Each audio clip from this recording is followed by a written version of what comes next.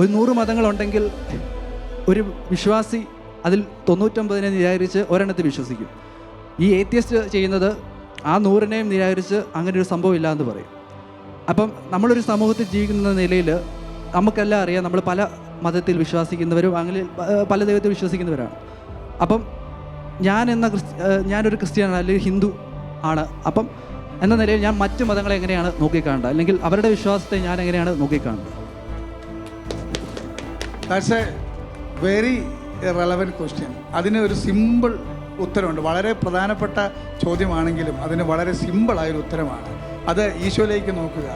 ഈശോ ഈ ലോകത്തിലേക്ക് വന്നപ്പോൾ മതത്തിൻ്റെ അതിർവരമ്പുകളുടെ അടിസ്ഥാനമിട്ടിട്ടല്ല മനുഷ്യനെ സ്നേഹിച്ചത്. കള്ളു കുടിക്കുന്നവനെയും ചുങ്കക്കാരനെയും വിജാതീയരായിട്ടുള്ള ആൾക്കാരെയും യഹൂദരല്ലാത്തവരെയും യഹൂദനെയും കണ്ണു കാണാത്തവനെയും വേശ്യകളെയെല്ലാം ഒരുപോലെ സ്നേഹിച്ച ഈശോയുടെ മാതൃകയാണ് നമുക്ക് വേണ്ടത്. മതം എന്ന് പറയുന്ന ആ ഒരു ടിപ്പിക്കൽ ഐഡിയോളജി അവിടെ നിർത്തിയിട്ട് ഈശോയുടെ സ്നേഹം നമ്മൾ കൊടുക്കാൻ തയ്യാറാണെന്നുണ്ടെങ്കിൽ എല്ലാ മനുഷ്യരെയും ഒരുപോലെ സ്നേഹിക്കാൻ പറ്റണം.